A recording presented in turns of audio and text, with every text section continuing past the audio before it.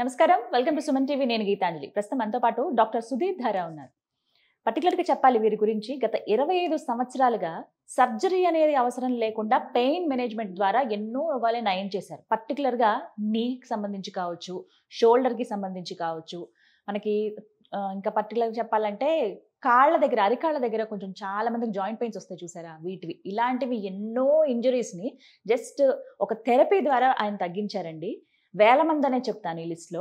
వారేమో Epione pain management centre ద్వారా ఇవన్నీ చేశారు. ఇప్పుడు మనం చూస్తున్నటువంటి ఈ ప్లాస్మా థెరపీస్ అని ఫస్ట్ స్టార్ట్ చేసిందే వారు.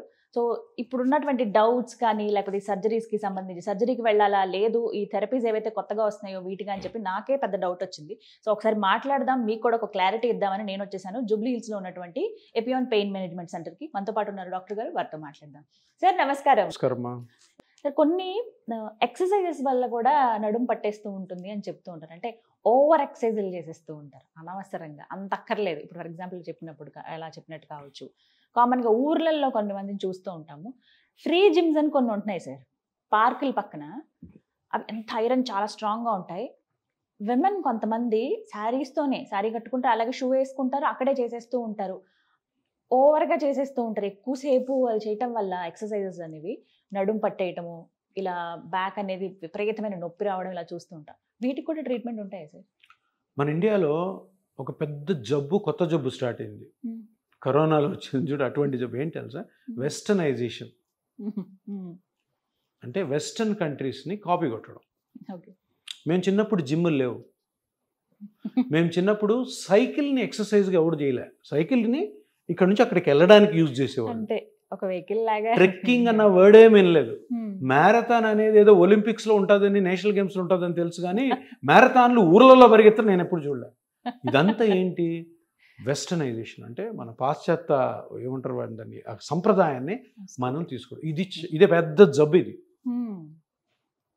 ఈ జబ్బు నుంచి ఎప్పుడైతే బయటపడతారో ఈ యంగ్స్టర్స్ అందరూ కూడాను వాళ్ళ జోబులో డబ్బులు పోకుండా ఉంటాయి, ప్లస్ ఆల్సో ఈ సఫరింగ్ ఉండదు. మరి ఏం చేయాలి సార్? ఫిట్నెస్ చేయొద్దు. నో, మంచి వర్డ్. ఫిట్నెస్ అంటే మీనింగ్ ఏంటి? చక్కగా తినాలి, ఎక్సర్సైజ్ చేయాలి, దాని ఫిట్నెస్ అంటే. ఫిట్నెస్ మీనింగ్ ఏంటి తెలుసా? అందరికి 6 ప్యాక్ కావాలి, అందరికి షోల్డర్స్ కావాలి, అందరు ఇట్లా కనపడాలి. అంటే పిల్లలకి తెలియని విషయం ఏంటంటే, ఫిట్గా ఉండడం కంటే, అంటే బాడీ బిల్డ్ కంటే హెల్దీగా ఉండడం అన్నది ఎవరికి తెలియట్లేదు. కరెక్ట్. ఫిట్నెస్ కోసము బాడీ హెల్త్ని చెడగొట్టుకున్నారు. బాడీ హెల్త్ అన్నది ఇంపార్టెంట్. ఫిట్నెస్ అనే వర్డే లేదు మెడికల్లో.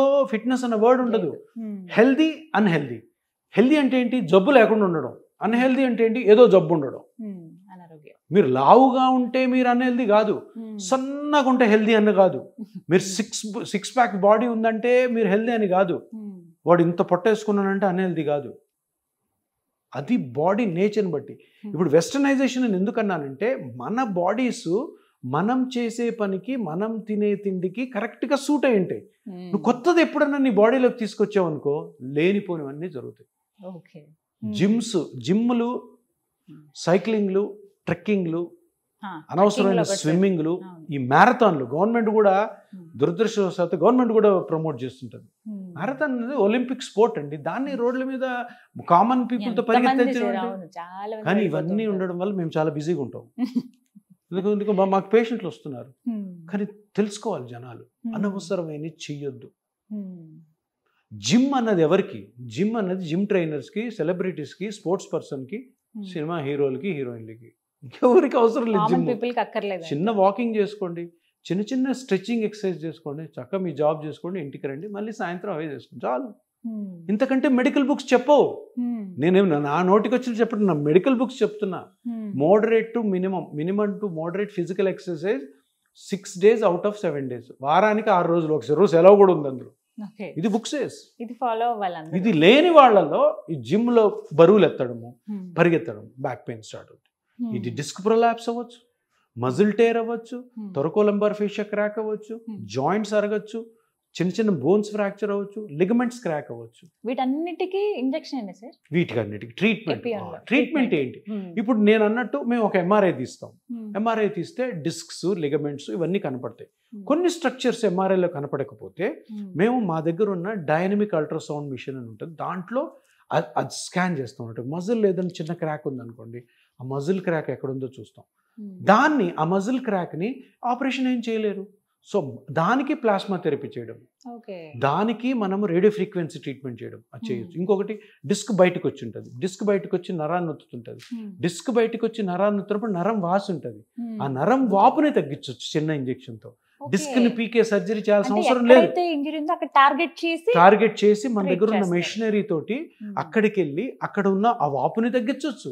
అక్కడ ఉన్న ఏదైనా క్రాక్స్ ఉంటే అది ప్లాస్మా థెరపీతో దాన్ని హీల్ చేయొచ్చు.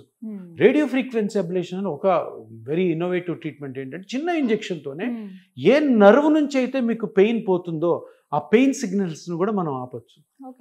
సో స్పైన్ లో 99% మీరు ఆపరేషన్కి వెళ్ళాల్సిన అవసరం లేదు. 1% తప్పదు, వెళ్ళాల్సి వస్తుంది. వాటికి కొన్ని కారణాలు ఉంటాయి, ఆ కారణాలు అంటే వెంటనే ఆపరేషన్ పంపిస్తాం. కానీ 99% అంటున్నాను కదా, అన్ని కేసులను కూడాను హ్యాపీగా ఎపియాన్లో మన ఇంజెక్షన్ ట్రీట్మెంట్, ఇంకొన్ని థెరపీస్ ఉన్నాయి, వాటితో హ్యాపీగా బయటపడుకోవచ్చు. వీటికి సైడ్ ఎఫెక్ట్స్ ఏమైనా ఉంటాయా అని అడుగుతారండి. జీరో. ఎటువంటి సైడ్ ఎఫెక్ట్ ఉండదు. ఎందుకు? మనం చేసేది చిన్న ఇంజెక్షన్తో. ఆ చిన్న ఇంజెక్షన్ కూడా మన దగ్గర పెద్ద పెద్ద మెషినరీ ఉంటుంది. ఆ మెషిన్ ఒకవేళ ఈ ఇంజెక్షన్ కూడా నువ్వు ఎక్కడన్నా రాంగ్గా పోతుంటే పెద్ద పెద్ద అలార్మ్స్ ఇచ్చేస్తుంది, రాంగ్ చేయనివ్వదు అది. అదొకటి. సెకండ్, మనం ఏం చేస్తున్నాం, బయట నుంచి ఒక కెమికల్ పంపించట్లే, సైడ్ ఎఫెక్ట్ రావడం బ్లడ్తోనే చేస్తున్నాం, లేదా రేడియో ఫ్రీక్వెన్సీ వేవ్స్తో చేస్తాం. ఆ వేవ్స్ కూడా ఏం హార్మ్ఫుల్ కాదు. సో ఇంత సేఫ్ ట్రీట్మెంట్స్ అనమాట. వీటిలో complications, side effects almost zero. ఎన్ని రోజుల రిజల్ట్ ఉంటుంది సార్? Immediate result. కానీ అదే ఇప్పుడు సడన్ గా నేను ఇమీడియట్ రిజల్ట్ అంటే నమ్మరు. కానీ అదే సైన్స్. ఇప్పుడు సైన్స్ ఎప్పుడు పాతకాలం లాగా ఉండదు, మారింది. సైన్స్ ఏంటి మారింది? పెద్ద పెద్ద ఆపరేషన్ చేసే వాటికి సింపుల్ ఇంజెక్షన్ తో బయటపడడమే అది ఒక వినూత్నమైన థింగ్, అంతే కదా. నేను ఇంత ఆపరేషన్ చేసి ట్రీట్ చేస్తాను, లేదు లేటెస్ట్గా ఇంత కోస్తానంటే అది న్యూ కాదు. న్యూ ఏంటి? అసలు ఆపరేషన్ లేదు, ఇంజెక్షన్తో.